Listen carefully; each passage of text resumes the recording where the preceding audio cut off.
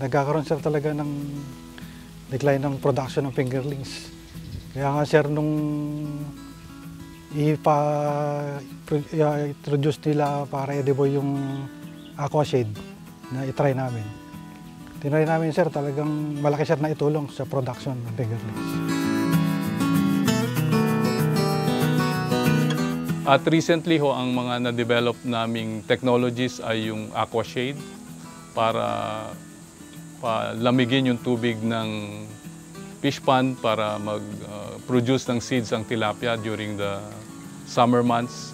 Kasi ho, ang nangyari dahil sa climate change, na-experience ng maraming hatchery operators, pati kami dito, na pag panahon ng tag-init ay kokonti ang napuproduce na seeds ng tilapia. So, naisipan namin ano kaya ang pwedeng solusyon dito.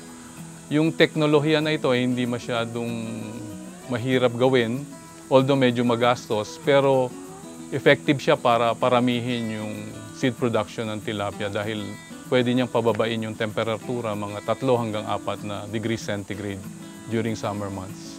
Yung resulta ho, nasubukan namin dito sa sentro, nasubukan din namin i-pilot test sa mga private hatcheries at napatunayan na pwedeng higit doble yung production during summer months pag gumamit ng Aquashade.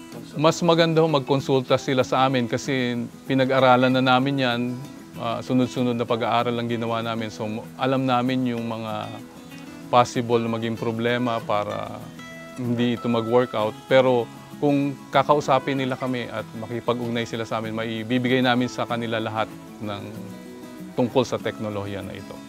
So malaki, halos minsan wala pa nga tayong production pag ganun kainit. Kasi ang tilapia kasi meron lang range talaga ng temperature na dapat maganda ang maging production niya, around 28 to 32 degrees centigrade.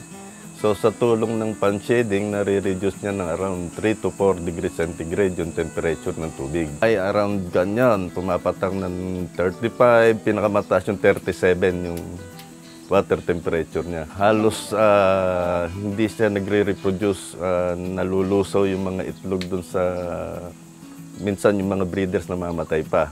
So yung project naman namin, nag-start kasi in 2011, and then maganda naman yung naging resulta, kaya nitong 2014, inintroduce namin to sa mga farmers. Meron kami dito sa Nueva Ecija, meron sa Ilocos, sa Isabela.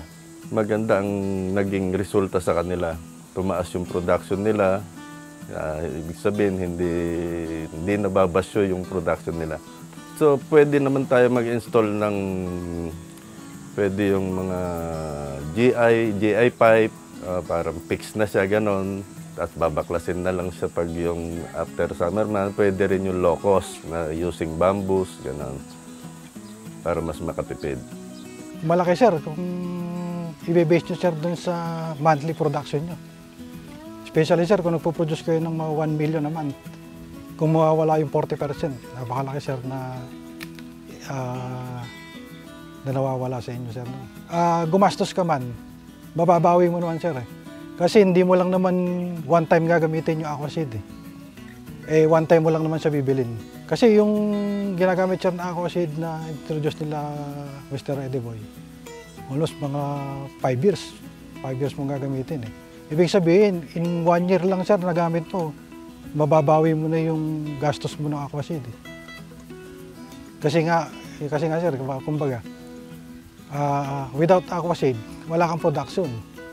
Pag gumamit ka ng Aquashade, andun. Sigurado sir, may production ka.